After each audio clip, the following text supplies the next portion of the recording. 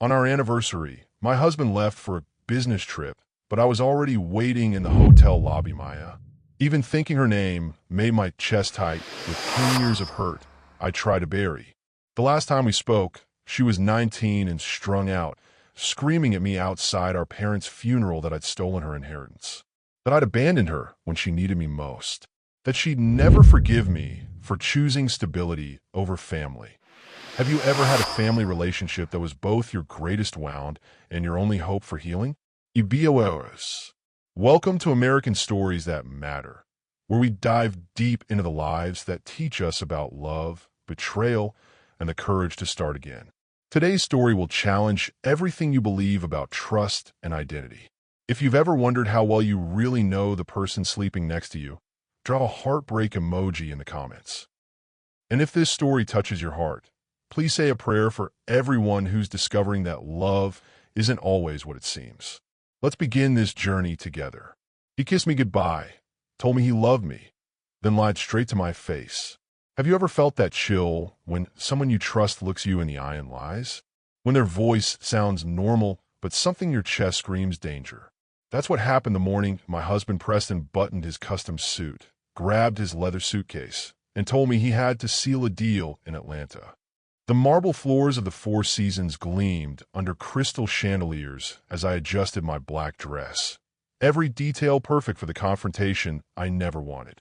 Across the lobby, my husband of 7 years laughed at something she whispered, his hand resting on her lower back the same way it used to rest on mine. 7 years. That's how long I'd been married to a man who claimed he came from Houston oil money. 7 years of living in his gated Dallas estate, painting in the studio he built for me, believing I'd finally found stability after growing up poor in Charlotte. 7 years of ignoring the red flags that had been waving right in front of my face. The signs were always there. Preston never let me meet his family, always had excuses. His childhood stories changed depending on his mood. He'd disappear for days with vague explanations about business deals that never quite made sense. But when you love someone, you make excuses for the unexplainable. That morning, watching him pack, something felt different. The way he avoided my eyes. How his phone buzzed with texts that made him turn away. The careful way he kissed my forehead instead of my lips. So I followed him. I booked a room at the same Atlanta hotel he claimed he was staying at. I sat in the lobby like some desperate housewife from a bad movie, watching my husband charm another woman the way he'd once charmed me at that Manhattan gallery opening where we first met. She was beautiful, tall, elegant, everything I thought I was when Preston swept me off my feet with promises of a life I'd never imagined. But watching them together, I realized something that made my stomach turn. She looked exactly like me. Same height, same build, even the same way of tucking hair behind her ear when nervous. What started as suspicion about a cheating husband became something much worse. Because the longer I watched, the more I realized this wasn't about desire. Preston looked terrified. His charming smile was forced. His laugh too loud. The woman kept showing him something on her phone that made his face go pale. This wasn't an affair. This was something else entirely. Have you ever followed your intuition even when you hoped you were wrong? Tell me in the comments what you would have done. Would you have confronted them right there in the lobby, or would you have waited to see how deep the deception went? I chose to wait, and that choice changed everything. As I watched them enter the elevator together, my phone buzzed with a text from an unknown number, room 1247. Come alone if you want the truth about who you really married. My hand shook as I stared at those words, because somehow deep in my gut, I knew that text was going to destroy the life I thought I'd built. But I also knew I was going to answer it. The text came from the one person I'd sworn never to speak to again, my sister Maya, who had every reason to destroy my happiness. Maya. Even thinking her name made my chest tight with 10 years of hurt I'd tried to bury. The last time we spoke, she was 19 and strung out, screaming at me outside our parents' funeral that I'd stolen her inheritance. That I'd abandoned her when she needed me most. That she'd never forgive me for choosing stability over family. She'd been wrong about the money. There wasn't any inheritance to steal. Our parents died broke, leaving nothing but hospital bills and heartbreak. But Maya needed someone to blame for why her life fell apart. and I was the easy target. Now she was here in Atlanta, somehow connected to my husband's secrets. Room 1247's door opened to reveal a woman who shared my eyes, but none of my warmth. 10 years had sharpened Maya's edges, turning the wild girl who once painted murals with me into someone cold enough to orchestrate this moment. "Hello, Livy," she said, using the nickname only family knew. "Still trusting the wrong people, I see." The hotel room was standard luxury, beige walls, abstract art, the kind of anonymous space where people made deals they didn't want traced back to them. Maya had transformed it into a war room. Photos scattered across the bed, documents stacked on the desk, a laptop displaying what looked like financial records. 10 years of silence, and this is how you reach out. I kept my voice steady, but my heart was racing. "Through my husband?" "Your husband." Maya laughed, but there was no joy in it. "That's rich, Livy. Really rich. Sit down." I remained standing. After a decade of wondering if my sister was alive or dead, I wasn't about to take orders from her. Have you ever had a family relationship that felt like it could either heal you or destroy you? Maya asked, circling me like a predator. Because that's what we've always been to each other, isn't it? Too dangerous to love, too connected to let go. She looked different. Older, obviously, but also harder. Her wild curls were tamed into a sleek bob. Designer clothes instead of thrift store finds. She moved with purpose instead of chaos. "What do you want, Maya?" "I want to save your life, just like you once saved mine." Her voice cracked slightly on the last words, revealing a glimpse of the girl I used to know. She slid a manila envelope across the table. "Everything you think you know about Preston is a lie. His name, his family, his money, all fabricated. But the real question is why." My hands trembled as I opened the envelope. Inside were photos that made my blood freeze. Preston in handcuffs, 20 years younger, with a completely different name underneath. Court documents, arrest records, financial crimes that painted my husband as a professional con man. "Marcus Webb," Maya said quietly. "Born in Detroit, raised in foster care, specialized in identity theft and fraud until he disappeared 7 years ago, right around the time he met you." The photos scattered across the hotel room, table like tarot cards predicting disaster. Each document revealed another layer of deception.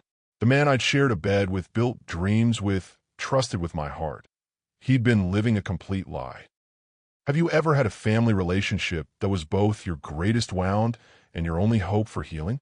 Share your story below, because what happened next would test every bond Maya and I had left. "How long have you known?" I whispered. Maya's smile was sad and complicated. "Long enough to realize that sometimes the people we love most are the ones most capable of destroying us." Before I could process Maya's revelations, the hotel room door opened. Preston stood there, still in his expensive suit, his face pale but unsurprised. "Hello, Maya," he said quietly. "I've been wondering when you'd make your move. I married a ghost, a man who existed only in the documents he forged and the lies he perfected." The hotel room suddenly felt smaller with all three of us inside. Preston, or Marcus, or whoever he really was, closed the door behind him with the calm of someone who'd been expecting this moment for years. "Don't look at me like that, Olivia," he said, and his voice carried an exhaustion I'd never heard before. Like I'm some monster you've never seen. But that was exactly how I was looking at him, because the man standing in front of me wasn't the polished real estate tycoon I'd married. His carefully constructed facade was cracking, revealing something raw and desperate underneath. "Marcus Webb," Maya said, her voice sharp as broken glass. "Want to tell your wife about Detroit? About the foster homes? About what you did to survive? How well do you really know your partner? What would you do if everything they told you was a lie? Comment below with your thoughts, because what I learned next shattered everything I believed about love and identity." Preston, Marcus, whoever he was, moved to the window and stared out at Atlanta skyline. "You want the story, Olivia? The real one?" The photographs scattered across the hotel room table like evidence of a crime I didn't know had been committed. Mugshots, court documents, and financial records that painted my husband as someone I'd never met. But looking at him now, I could see traces of that younger man in the photos. The same eyes, but hungrier. The same hands, but rougher. I was nobody, he said quietly. Marcus Webb was a kid who aged out of foster care with nothing but a juvenile record and a talent for reading people. I learned early that if you could convince people you were worth something, they'd treat you like you were. Maya pulled out another folder. Tell her about the identities you stole. Tell her about the families you destroyed. I never hurt families. Preston's voice turned sharp. I went after corporations, insurance companies, people who had so much money they wouldn't miss what I took. Until you got caught, Maya pressed. Until I got caught, he agreed. My head was spinning. The man I'd fallen in love with at that Manhattan gallery. Charming, confident, talking about oil investments and family legacy. All of it was performance. But what confused me was the pain in his voice now. This wasn't the cold calculation of a career criminal. This was someone carrying weight that had nearly broken him. Why? I whispered. Why create Preston Wells? Why that specific identity? He turned from the window, and when he looked at me, I saw something that made my chest ache. Love. Real, desperate, terrified love.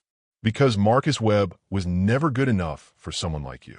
But Preston Wells could be the kind of man who deserved to love an artist for Charlotte, who could give her a life where she never had to worry about money or security or any of the things that kept her up at night. The room went silent except for the hum of the air conditioning and the distant sound of Atlanta traffic. He saved my life once, Maya whispered, her voice cracking. Now I'm saving yours. The man you love doesn't exist, Olivia. He never did. But looking at Preston's face, at the way his hands shook slightly, at the fear in his eyes that wasn't for himself but for me, I realized Maya was wrong. The man I loved did exist. He was standing right in front of me, finally telling the truth. There's more, isn't there? I asked. Preston nodded. There's always more. Before either of them could answer, Preston's phone rang.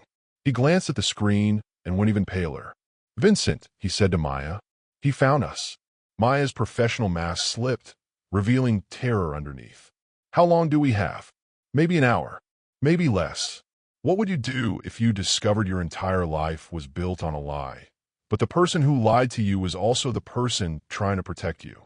Tell me in the comments, because our night in Atlanta was about to become a fight for survival. Some reunions happen with hugs and tears. This one happened with blackmail and the threat of 25 to life. Vincent. The name hung in the air like smoke from a fire we couldn't see but knew was coming to burn us alive. Who is Vincent? I demanded, but Maya was already moving, grabbing files and shoving them into a bag with practiced efficiency. Preston's former partner, she said without looking up. The one who taught him everything he knew about stealing identities. The one who's been hunting him for 7 years. The hotel room felt like it was shrinking around us. Outside, Atlanta's skyline glittered with promise, but inside, the air was thick with betrayal and the metallic taste of fear. Preston was pacing now, his expensive suit rumpled, his perfect hair falling into his eyes.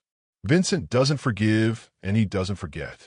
When I disappeared, I took information that could put him away for life. What kind of information? I asked. The kind that gets people killed for knowing it, Maya answered. Financial records, client lists, evidence of a network that spans half the country. Have you ever been caught between two people who claim to love you, but whose love might destroy you? Share your thoughts in the comments, because I was about to learn that sometimes the most dangerous place to be is in the middle. Preston stopped pacing and looked directly at me. You want to know the truth, Olivia? I built this life, this identity, this man you fell in love with, all to be worthy of someone like you. And now it's all crashing down anyway. Why didn't you tell me? The question came out broken, desperate, because Marcus Webb was a criminal. Preston Wells could love you without destroying you. Or so I thought. Maya slammed her laptop shut. This is touching, really, but we need to move. Vincent's people are probably already in the building. Your people. I looked between them, confusion mixing with growing dread. Maya, what aren't you telling me? She paused, bag half-packed, and looked at me with something that might have been regret. I'm not just here for revenge, Livy. I'm here because I work for the FBI. The words hit me like cold water. What? I've been investigating identity theft rings for 3 years. Preston, Marcus, was my way into Vincent's operation. Preston's laugh was bitter. So you've been using both of us. I've been trying to protect both of you, Maya shot back. Vincent doesn't just steal identities anymore. He eliminates loose ends. The room seemed to tilt sideways. My husband was a criminal. My sister was a federal agent. And I was apparently the bait in a trap I didn't understand. How long have you been watching us? I asked Maya. 2 years. Ever since Vincent started asking questions about where Marcus disappeared to. Preston moved closer to me, and despite everything I'd learned, my body still responded to his proximity. Heat and confusion and anger all tangled together. I never meant for you to get hurt, he said, reaching for my hand. I pulled away. 7 years, Preston. 7 years of lies. 7 years of loving you the only way I knew how. Before either of us could say more, Maya's phone buzzed. She glanced at it and went pale. We're out of time. Vincent's in the hotel. Have you ever discovered that someone's lies were actually protecting you? That sometimes deception comes from love, not malice? Tell me your thoughts, because what happened next would force all three of us to trust each other or die trying. Preston grabbed my other hand, his grip desperate. There's something else, he whispered. Something Maya doesn't know. The money I've been hiding, it's not stolen. I've been paying it back, all of it for 7 years. Every penny I took, plus interest. That's impossible, Maya said. Vincent doesn't know that. And there's someone else hunting me, someone Vincent works for. They're here in Atlanta tonight. The lights in the hallway flickered, and we heard footsteps. Slow, deliberate, getting closer. Time's up, Maya whispered, pulling out a gun I hadn't seen her carrying. Back exit. Now. We thought Maya was the threat, until shadows started moving in the hallway and we realized someone else had found us first. The hotel service elevator descended into Atlanta's forgotten tunnels, where the city's original architecture lived in shadows. Our footsteps echoed off brick walls that had witnessed a century of secrets, and now they would witness ours. Maya led the way, gun drawn, moving through the underground passages like she'd memorized every turn. Preston stayed close behind me, his hand on my lower back, not possessive but protective, even running for our lives. That touch sent heat through my body, reminding me that whatever name he used, this was still the man who knew exactly how to make me melt. These tunnels connect to the old railroad system, Maya whispered, her voice barely audible over our breathing. We can surface 6 blocks away. But Vincent had anticipated that. The first shot echoed through the tunnel like thunder, brick dust raining down inches from my head. Preston pushed me against the wall, his body covering mine as more shots followed. Stay down, he breathed against my ear, and the combination of danger and his proximity made my heart race for all the wrong reasons. Maya returned fire, the muzzle flash lighting up the tunnel in stark snapshots. In those brief moments of light, I saw them. 3 men in expensive suits, moving with military precision through the shadows. Vincent doesn't do his own dirty work anymore, Maya called out between shots. These are professionals. We ran deeper into the tunnels, following maintenance lights that cast everything in sickly yellow. The air smelled of old water and rust, of secrets buried too deep to ever surface naturally. How did they find us so fast? Preston asked. Maya's expression was grim. Because Vincent has been planning this for years. He knows every move we might make. The tunnel split into 3 directions. Maya pointed left. That leads to the old subway system. We can lose them in the maintenance areas. But as we turned, another figure stepped out of the shadows ahead of us. Tall, silver-haired, wearing a smile that made my skin crawl. Hello, Marcus, the man said, his voice smooth as expensive whiskey. You've led me quite a chase. Vincent. Even in the dim light, I could see why Preston had once followed him. Charisma radiated from him like heat, the kind of magnetism that made people want to trust him even when they knew better. Let the women go, Vincent, Preston said, stepping in front of Maya and me. This is between us. Oh, but that's where you're wrong. Vincent's smile widened. You see, Maya here has been feeding information to the FBI, and your lovely wife has been recording your conversations for months without even knowing it. My blood turned to ice. What? Vincent pulled out a device that looked like a small radio. Check your phone, Mrs. Wells. Or should I say, Mrs. Webb? Check the apps you never downloaded. With trembling fingers, I pulled out my phone. There was recording software I'd never installed, files dating back months. Every intimate conversation Preston and I had shared, every confession, every vulnerable moment. Maya's been very thorough, Vincent continued. Using your art gallery connections as cover, hacking your devices, turning you into the perfect surveillance tool. Have you ever been used without knowing it? When someone you trusted made you an unwitting weapon? Share how you handled it below, because what I felt in that moment was worse than betrayal. It was violation. Preston turned to look at me, and the devastation in his eyes broke what was left of my heart. You've been recording us? I didn't know. I whispered. Maya, tell him I didn't know. But Maya's silence said everything. As Vincent reached for my phone, Maya stepped between us. You want those recordings? She said, pulling out a device I didn't recognize. Then you'll have to explain to the FBI why you're here. The tunnel suddenly filled with red laser dots as tactical teams surrounded us. Nobody move, a voice commanded through a megaphone. FBI. But Vincent was already smiling. Right on time, he said, just like we planned. The red laser dots dancing across the tunnel walls weren't there to save us. They were there to silence us forever. Vincent's calm smile in the face of tactical rifles told me everything I needed to know. This wasn't a rescue. It was an execution disguised as law enforcement. Special Agent Morrison, FBI, Vincent called out, his voice echoing off the brick walls. We have the targets contained. Maya's face went white. Morrison's dirty, she whispered. Vincent owns half the Atlanta field office. The pieces clicked together like a puzzle I never wanted to solve. Vincent hadn't just corrupted criminals. He'd bought federal agents. The red dots weren't from FBI rescue teams. They were from Vincent's people wearing FBI gear. Preston grabbed my hand, his palms sweaty with fear. The maintenance shaft, he breathed, nodding toward a narrow opening in the tunnel wall. It leads up to the street. But Vincent heard him. I don't think so, Marcus. We've had 7 years to plan this moment. Every exit, every escape route, every place you might run, we know them all. The fake agent Morrison stepped forward, assault rifle trained on us. Vincent Carrera has been working with federal law enforcement for 3 years, providing intelligence on organized crime networks. You 3 are wanted for identity theft, fraud, and now, he smiled coldly, murdering 2 federal agents. My stomach dropped. What agents? The ones you killed in the hotel room upstairs, Morrison continued. Tragic, really. We have security footage of all 3 of you entering room 1247. When we arrived, we found 2 agents dead and you gone. Maya raised her gun, but 6 red dots immediately focused on her chest. You're framing us. I'm cleaning up loose ends, Vincent said.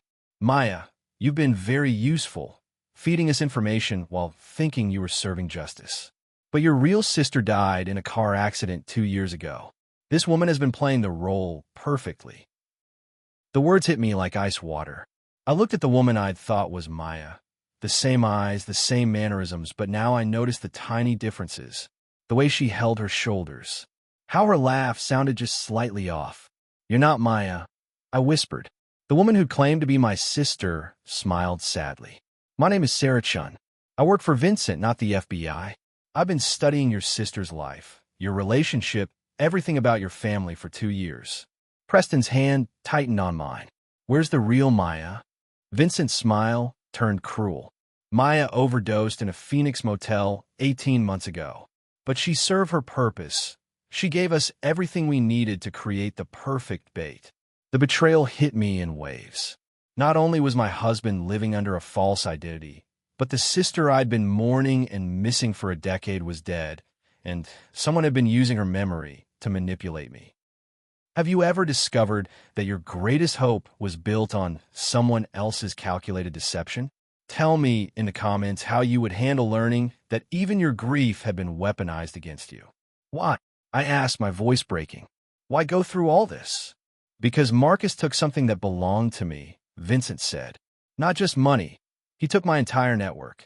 Client lists, financial records, everything I'd built over 20 years. When he disappeared, he destroyed my life. I was trying to go straight, Preston said. I fell in love. I wanted out.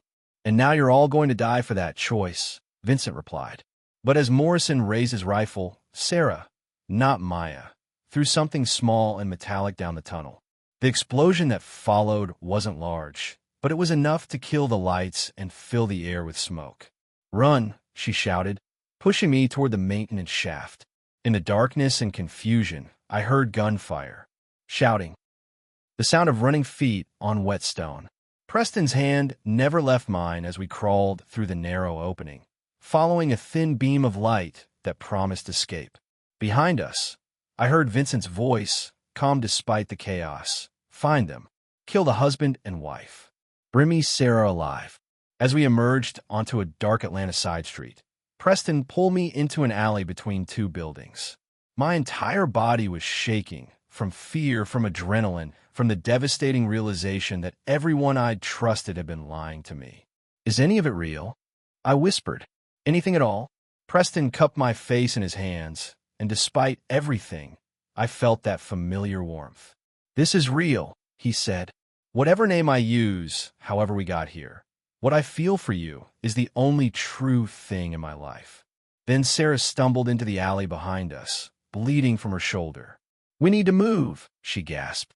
Vincent's people are everywhere. Sarah's confession about my sister's death hit harder than any bullet Vincent could fire, because some wounds go deeper than flesh. The abandoned warehouse smelled of rust and broken dreams, but it was the only safe place Sarah knew in Atlanta. As I watched her bandage her gunshot wound with supplies from a medical kit hidden behind old machinery, I wondered how many lies she'd prepared for this moment. Maya talked about you constantly, Sarah said, her voice soft with pain that seemed real. In Phoenix, when she was dying, she made me promise to find you, to tell you she was sorry.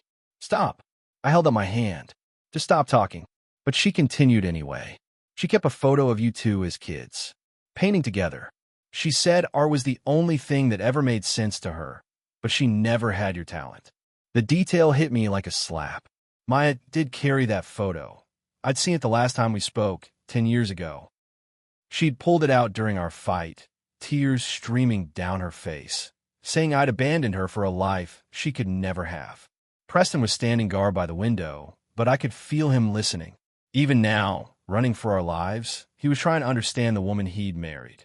The woman whose entire history was apparently open to manipulation. How much of what you told me was true? I asked Sarah. The important parts. Maya did blame you for leaving. She did struggle with substances. And she did spend years angry that you got out of Charlotte while she stayed trapped. Sarah winced as she tightened the bandage. But she also spent years proud of you. She followed your art career online, saved articles about your gallery shows. Have you ever learned that someone you thought hated you actually spent years loving you from a distance? Share your experience below, because grief becomes more complicated when it's mixed with relief. Vincent found her in Phoenix, Sarah continued. She was clean, had been for 8 months, working at a diner, sending half her paycheck to a fund for underprivileged kids who wanted art supplies. My throat closed up. That sounded exactly like the Maya I'd grown up with, the sister who would give away her lunch money to help someone else. He offered her money to contact you. A lot of money, enough to fund art programs in 3 different cities. Sarah looked directly at me. She said yes because she thought she could help kids while making peace with you. But she never contacted me. I whispered, because Vincent kept raising the stakes. First, it was just information about your life. Then it was access to your apartment when you weren't home. Then it was installing tracking software on your devices. Preston turned from the window. Maya figured out it wasn't about reconciliation. Sarah nodded. She realized Vincent was using her to get to Marcus. When she tried to back out, she gestured to herself. That's when Vincent decided he needed a replacement sister. The warehouse was silent except for the distant sound of Atlanta traffic. I was processing layers of betrayal and manipulation that went back years. Vincent using my dead sister's love for me to create an elaborate trap. Why you? I asked Sarah. Why were you willing to become Maya? Because my real sister died in a car accident 3 years ago, and Vincent promised he could help me find the drunk driver who was never caught. Sarah's laugh was bitter. We all have someone we'd do anything to protect or avenge. Preston moved away from the window and sat beside me on an old wooden crate. Vincent specializes in finding people's pressure points. What they love most, what they fear most, what they'd sacrifice everything for. And he found mine, I said quietly. He found all of ours, Sarah agreed. Maya's love for you, your love for Preston, Preston's love for you, my need for justice. He turned all of it into weapons. Before anyone could respond, Sarah's phone buzzed. She looked at it, and her face went pale. What? Preston asked. Vincent just posted bail for the real Agent Morrison. The FBI thinks we killed him. She showed us the screen. We're officially wanted for murdering 2 federal agents and escaping custody. My husband was a criminal. My sister was dead. The FBI wanted us for murders we didn't commit, and the only person helping us was a professional liar who'd been playing my dead sister for 2 years. What now? I asked. Sarah pulled out a laptop from behind the medical supplies. Now we do what Maya was trying to do before she died. We take Vincent down. Maya's final gift to me wasn't forgiveness. It was a hard drive containing enough evidence to destroy Vincent's entire operation. Sarah's fingers flew across the laptop keyboard as information flooded the screen. Bank accounts, client lists, federal agents on Vincent's payroll. My sister had spent her last months documenting everything. Maya was smarter than Vincent realized, Sarah said, pulling up encrypted files. While he thought she was just gathering information about you, she was building a case that would expose his entire network. The evidence was overwhelming. Vincent hadn't just been stealing identities. He'd been selling them to terrorists, drug cartels, anyone willing to pay premium prices for bulletproof false documentation. The money he'd made over 20 years could fund small wars. This is why Vincent wants Marcus dead, Sarah continued. Not just for leaving, for having access to all of this. Preston leaned over my shoulder to look at the screen, and despite everything, his proximity still made my heart race. 7 years of marriage don't disappear just because you learn your husband used to be someone else. I never saw most of this, he said quietly. Vincent kept information compartmentalized. I knew about the identity theft, but not the terrorism connections. Maya figured out that Vincent was planning something bigger, Sarah said. Something that required eliminating everyone who could testify against him. She pulled up a file labeled Phoenix Protocol. Inside were details of Vincent's plan to disappear permanently, after killing everyone who knew his real identity. Maya's name was on the list, along with Preston's and mine. This is a hit list, I breathed. Not just a hit list, Sarah corrected. A timeline. Maya was supposed to die after she delivered you to Atlanta. You and Preston were supposed to die tonight in the hotel. Then Vincent disappears to a non-extradition country with $40 million and a new identity. The scope of Vincent's planning was terrifying. He'd been orchestrating our deaths for years, using our love for each other as the mechanism to bring us together at exactly the right moment. Have you ever realized that someone's been planning your destruction while you were busy living your life? Comment below about how it feels to discover you've been walking toward a trap for years without knowing it. There's more, Sarah said, her voice grim. Vincent has been using your art gallery connections to move money overseas. Every painting you sold, every client you brought in, he's been using your reputation to legitimize transactions. My stomach dropped. My art career? Vincent's been your primary anonymous buyer for 3 years. He's purchased over $2 million worth of your paintings. Not because he appreciated your talent, but because art sales are perfect for money laundering. Everything I'd built, every success I'd celebrated, was contaminated by Vincent's criminal network. Even my talent had been turned into a tool for his operation. Preston took my hand. Your art is still real, Olivia. Your talent is still yours.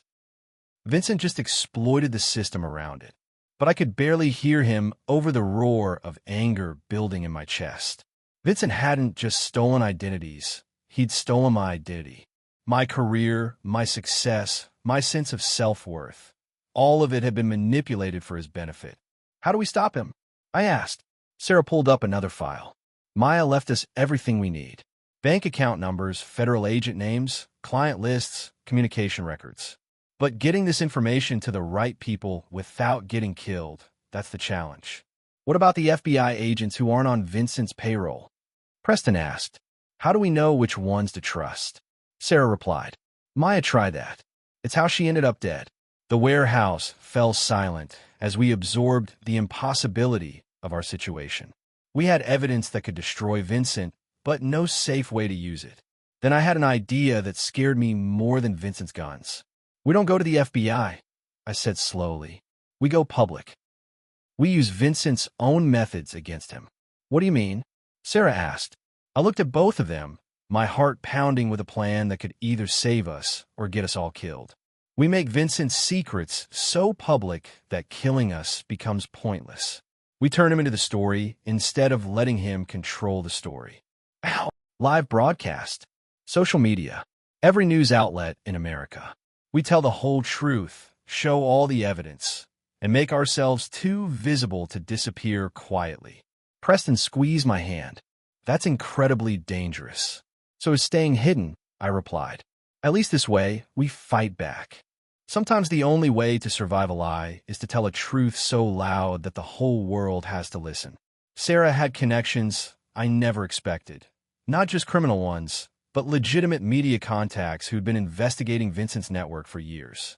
Within 2 hours, she'd arranged something that terrified and exhilarated me.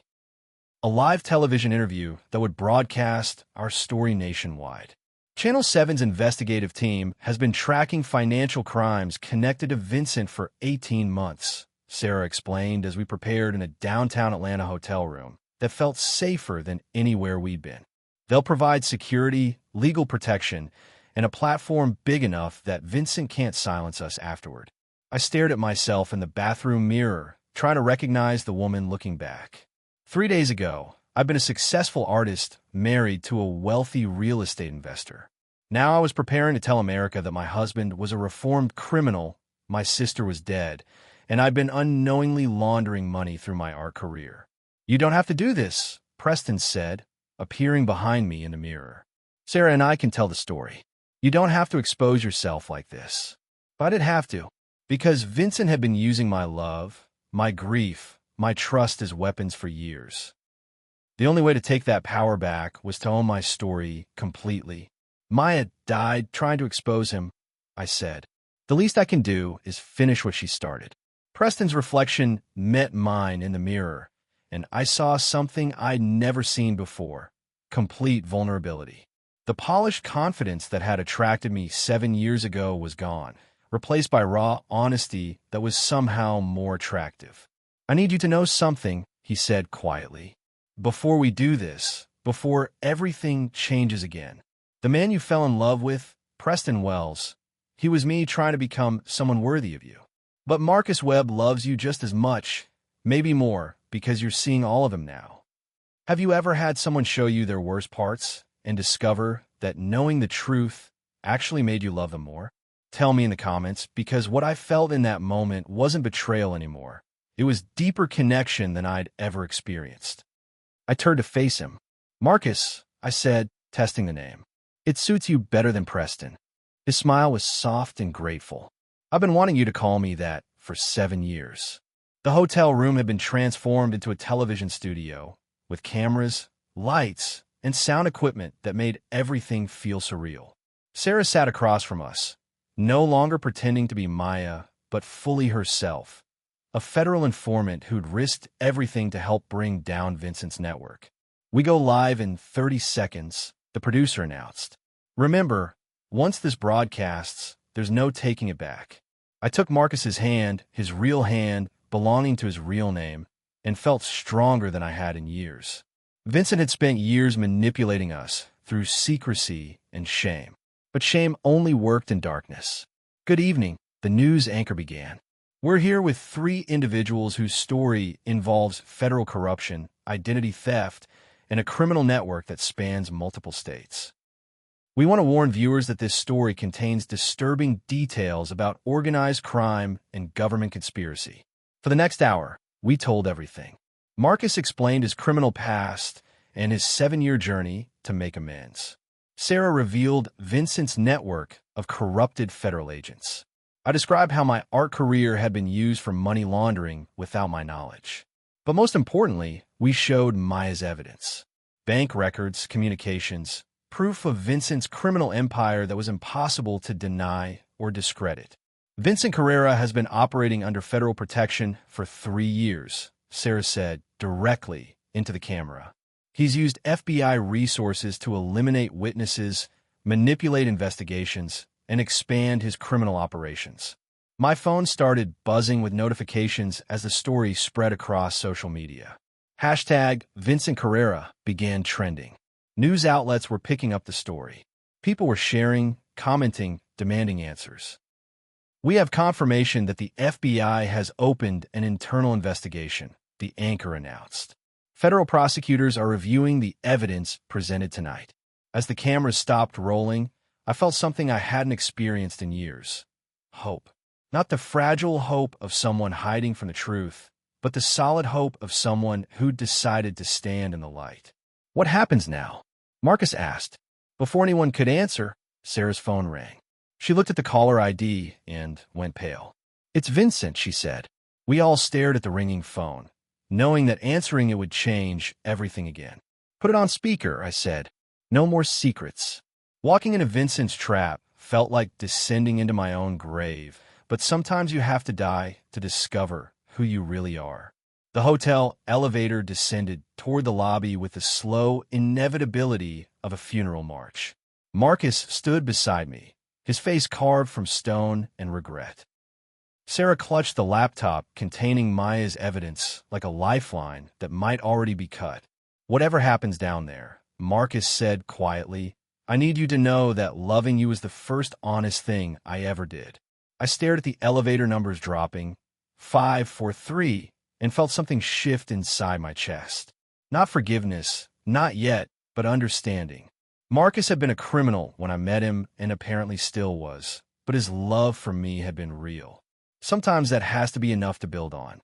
"Don't," I said. "Don't talk like we're going to die. Aren't we?" The elevator doors opened onto a lobby that looked like a movie set for an execution. Vincent stood in the center, impeccably dressed, surrounded by 6 men in expensive suits with guns hidden but ready. Hotel guests had been cleared out, leaving only us and the promise of violence. "Olivia," Vincent said, his voice warm as poison honey. "You look lovely for someone who's about to disappear forever." Up close, Vincent was everything Marcus had once been. Charming, confident, magnetic in a way that made you want to trust him even when you knew better. But where Marcus had used his charisma to build something, Vincent used his to destroy. "Let's make this simple," Vincent continued. "Marcus, you're going to transfer every penny you've stolen back to my accounts. Sarah, you're going to give me Maya's evidence.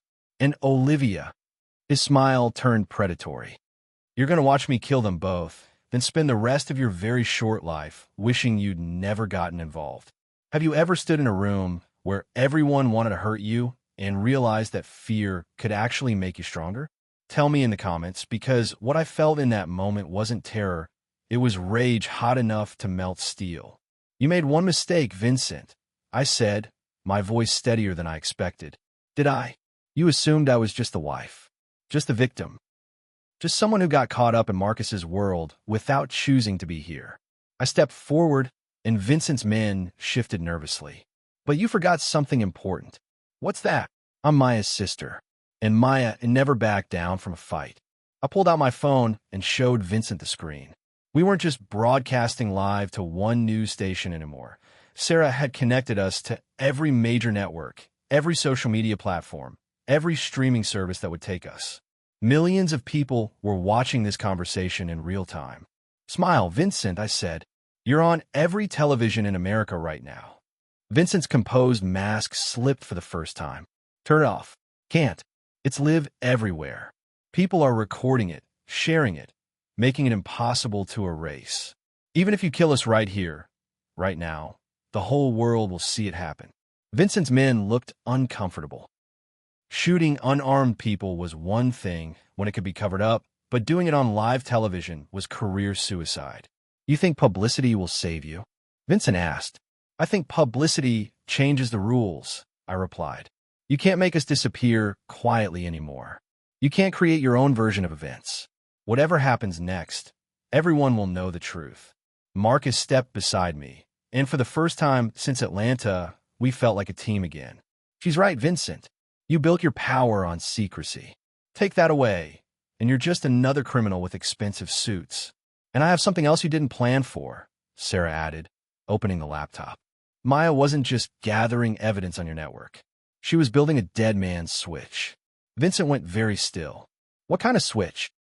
The kind that sends every file, every document, every piece of evidence to news outlets, federal prosecutors, and international law enforcement if she doesn't check in every 24 hours. Sarah smiled grimly. Maya died 18 months ago. Her system has been automatically releasing information ever since. Tonight's broadcast just made it all public at once. The lobby fell silent except for the quiet hum of live television cameras broadcasting our standoff to the world.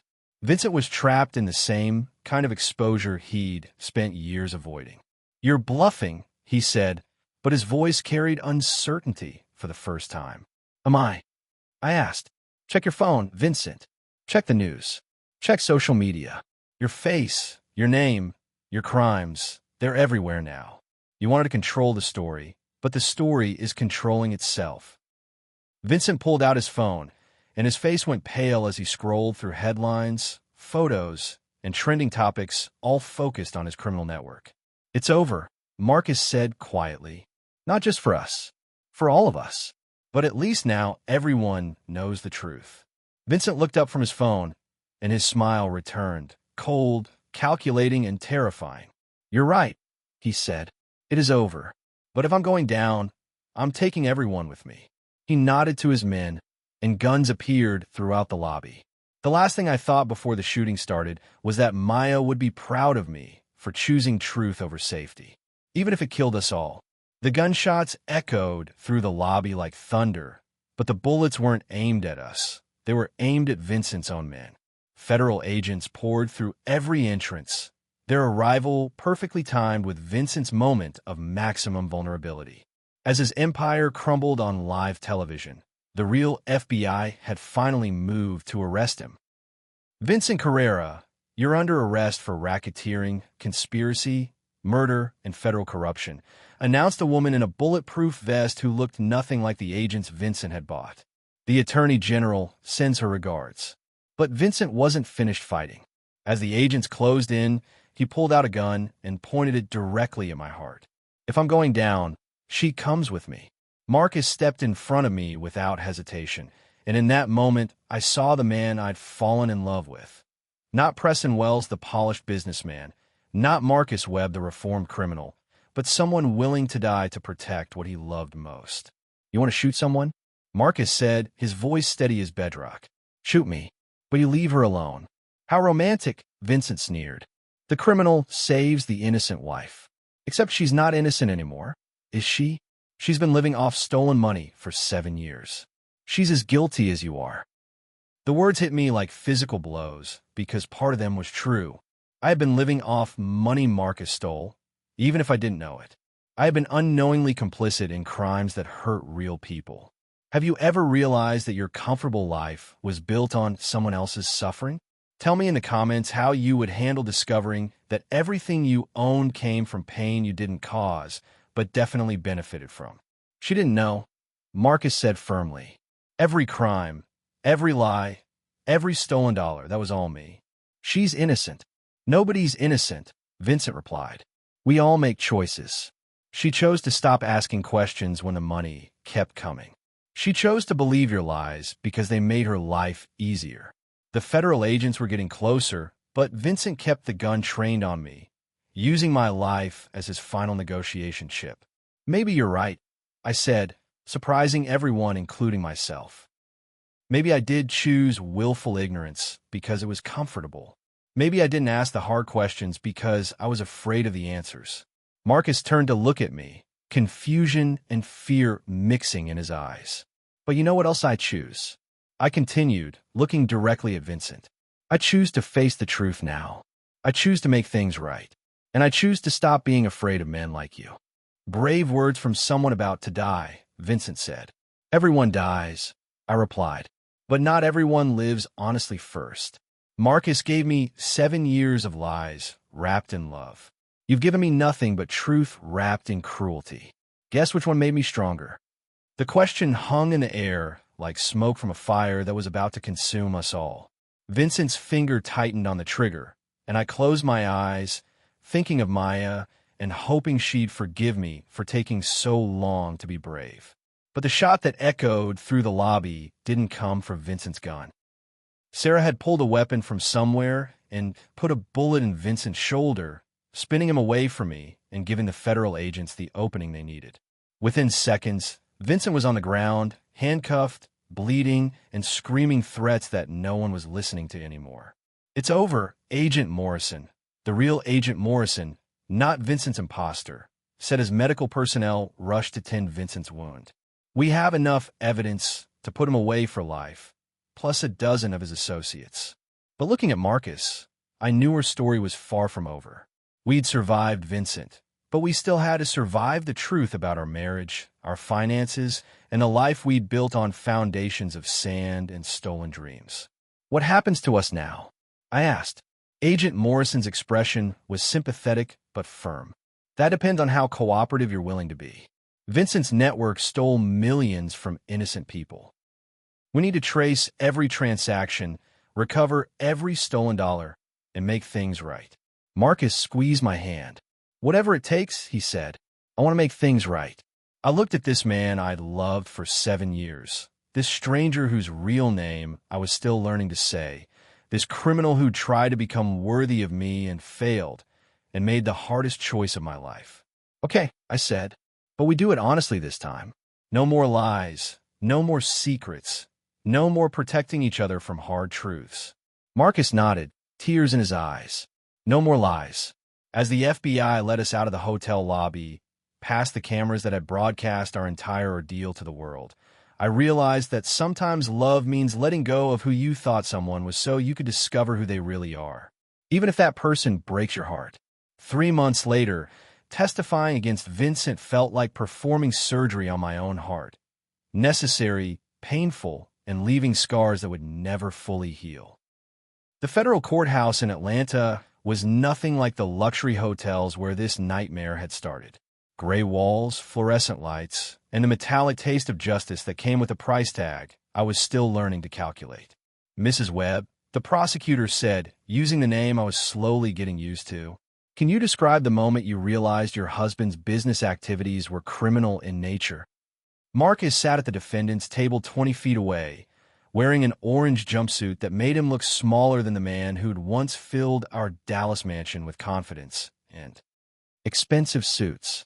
Our eyes met briefly, and I saw the love that was still there underneath everything else.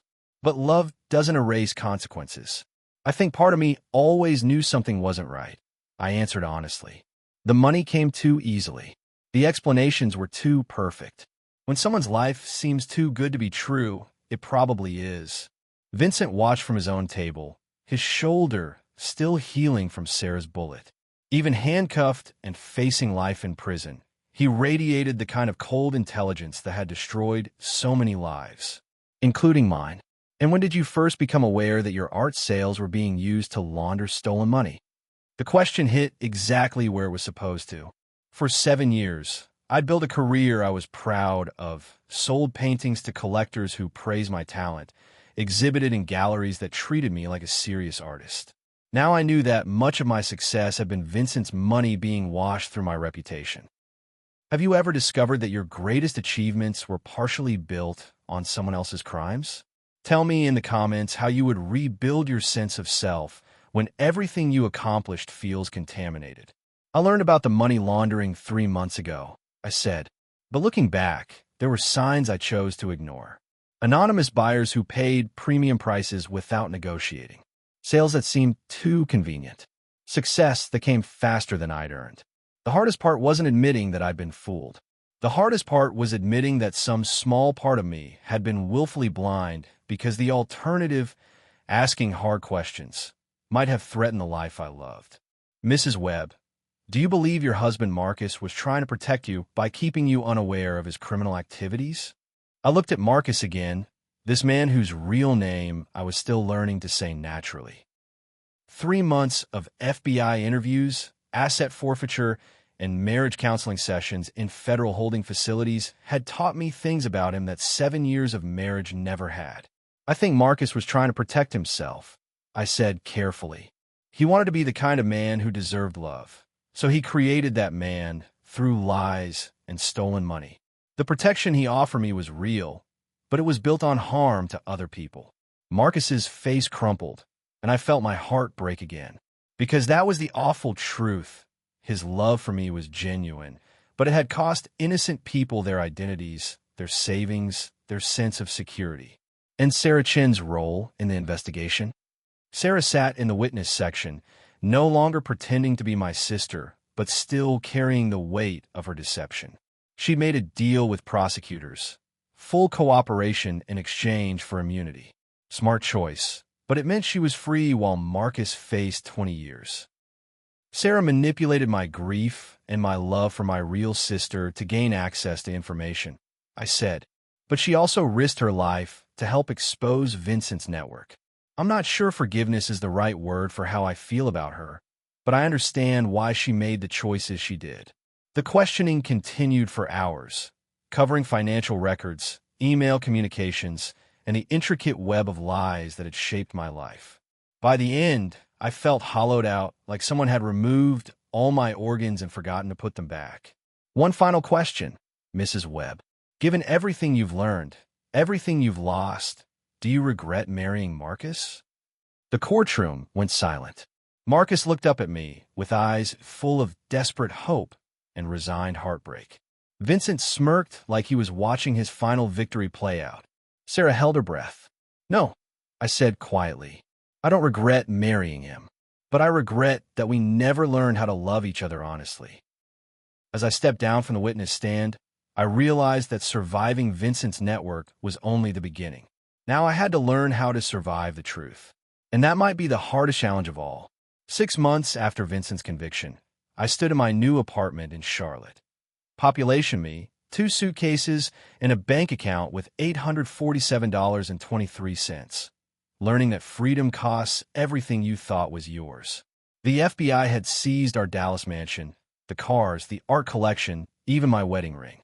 Everything Marcus and I had built together was evidence now, tagged and cataloged and distributed back to Vincent's victims. I kept exactly what I could prove I'd owned before our marriage. My original paintings, my childhood photos, and a broken heart that was finally starting to heal. Maya's grave was smaller than I'd expected. Just a simple headstone in a Phoenix cemetery with her name and dates. No flowery words about beloved daughter or sister. Maya had died alone, and somehow that felt honest in a way that elaborate monuments never could. I brought your favorite, I said, placing a small canvas by her headstone. It was a painting I'd done from memory. The two of us as kids, covered in paint, laughing at something I couldn't remember but could still feel. I'm sorry it took me 10 years to visit. I'm sorry I left Charlotte without you.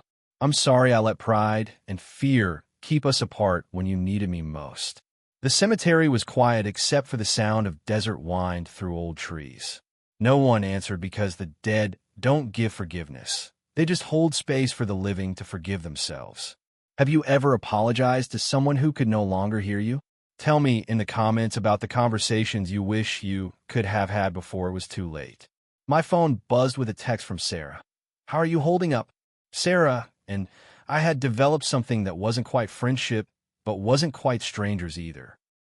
She'd saved my life in Atlanta, but she'd also spent months lying to me about being my sister.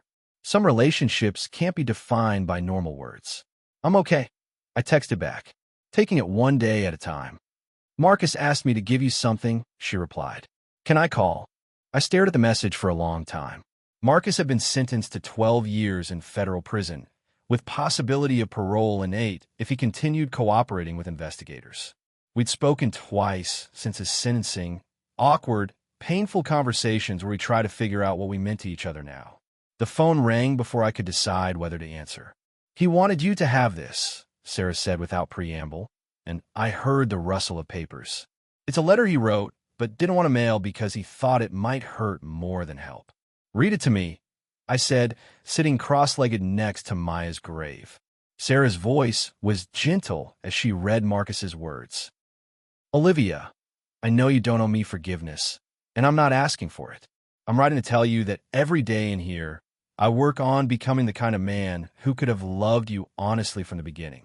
Not because I think we can go back, but because you deserve better than what I gave you." The words hit exactly where they were supposed to, the place where love and loss tangled together into something too complex for easy answers. "There's more," Sarah continued. "He's been working with federal prosecutors to help recover money for Vincent's victims.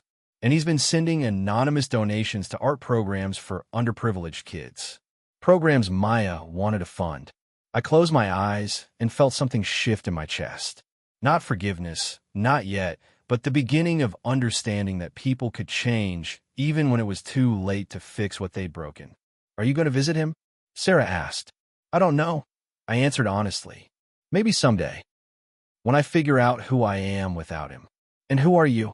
I looked around the cemetery at my sister's grave, at the small painting that represented the best parts of our childhood. "I'm Maya's sister. I'm an artist who's learning to succeed without stolen money.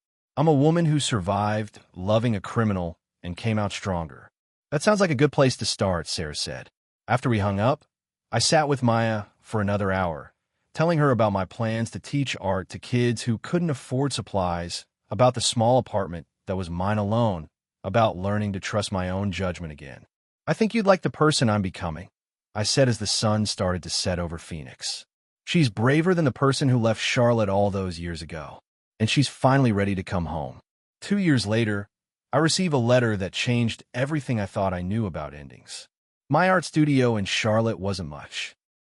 Converted garage space behind a house I rented from a woman who believed in second chances. But it was mine. The walls were covered with paintings by kids from the community center, bright explosions of color that reminded me why art mattered more than money.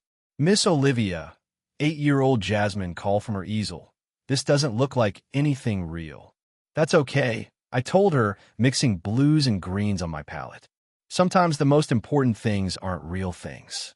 Sometimes they're feelings." Teaching art to kids who'd never held a paintbrush before had become my new definition of success. No anonymous buyers, no money laundering, no questions about whether I'd earned my achievements. Just kids discovering they could create beauty with their own hands. The letter arrived on a Tuesday, postmarked from federal prison in Pennsylvania. Marcus's handwriting looked different, smaller, more careful, like he was learning to take up less space in the world. "Olivia," it began, "I know you didn't ask for this letter, and I'll understand if you don't read past the first sentence. But I have something to tell you that might matter. Have you ever held a letter from someone who broke your heart, knowing it might break you all over again? Share in the comments about the messages you've been afraid to open." I almost threw it away. 2 years of building a life that belonged entirely to me, of learning to sleep alone without waking up anxious, of discovering that I could be happy without someone else's love validating my worth. Why risk that progress for whatever Marcus wanted to say? But Maya's voice whispered in the back of my mind, "You're braver now, Livy. You can handle whatever truth he's offering." "Vincent is dead," Marcus wrote. "Heart attack in solitary confinement 3 months ago. But before he died, he asked to see me. What he told me changes everything we thought we knew about Maya." My hand started shaking. Vincent had been the monster in our story, the man who'd manipulated everyone and destroyed my sister's life. What could he possibly have said that mattered now? "Maya wasn't working for Vincent when she died," Marcus continued. "She was working for the FBI, the real FBI, not the agents Vincent had corrupted. She'd been building a case against him for over a year." The studio spun around me. Everything Sarah had told us, Everything we believed about Maya's final months, all of it wrong. Vincent killed her because she got too close to exposing his network. The overdose was staged. Maya died a hero, not a victim. I sank into the chair by my easel, surrounded by children's artwork that suddenly seemed too bright, too innocent for the revelation I was processing. There's a federal agent named Jennifer Walsh who wants to meet with you. Maya left behind evidence that not only exposed Vincent's crimes, but also identified other networks still operating. The FBI wants to create a foundation in Maya's name, using recovered assets from Vincent's operation to fund art programs and help other families destroyed by identity theft. The letter continued with details about Maya's real work, about the courage she'd shown in those final months, about the legacy she'd left that none of us had known existed. I'm not asking for forgiveness, Marcus concluded. I'm not asking for another chance. I'm asking you to let Maya's story have the ending she deserves. She died fighting for people like the kids in your art classes. Maybe that's how her story should be remembered. I sat in my garage studio as afternoon light slanted through small windows, painting golden rectangles on walls covered with children's dreams. Outside, Charlotte continued its busy life, but inside, everything had shifted again. Maya hadn't died broken and angry. She died fighting. 3 months later, I stood in a federal building in Washington, D.C., watching officials announce the Maya Chun Foundation for Artists and Identity Crime Victims. Sarah was there, now working openly for the FBI. Marcus participated by video from prison, looking older but somehow more at peace. Maya Chun died protecting others, Agent Walsh said to a room full of reporters. This foundation ensures her sacrifice creates hope instead of just headlines. As cameras flashed and questions were asked, I thought about the strange journey that had brought us here. Vincent's network was destroyed. Marcus was serving his sentence and genuinely making amends. Sarah had found her purpose in legitimate law enforcement, and I had learned that surviving deception wasn't about forgetting the lies. It was about choosing to build something true from the wreckage. Would Maya be proud of what you've built? A reporter asked me. I smiled, thinking of my sister's fierce spirit, her determination to protect the vulnerable, her belief that art could heal the world. Yes, I said. I think she would be proud of all of us. Because sometimes the best endings aren't about who gets forgiven or who gets punished. Sometimes they're about who gets remembered and who gets to keep growing. That's Maya's gift to me, and that's the story I'll tell for the rest of my life. Thank you for joining me on this journey through love, deception, and redemption. Maya's story reminds us that truth is more powerful than lies, that love is more complicated than we expect, and that sometimes the people who save us are the ones we thought we'd lost forever. If this story touched your heart, please share it with someone who needs to know that it's never too late to start over, that our worst mistakes don't have to define us, and that courage comes from facing the truth, no matter how much it hurts. Drop a heart emoji in the comments if you believe in second chances, and remember, your story isn't over until you say it is.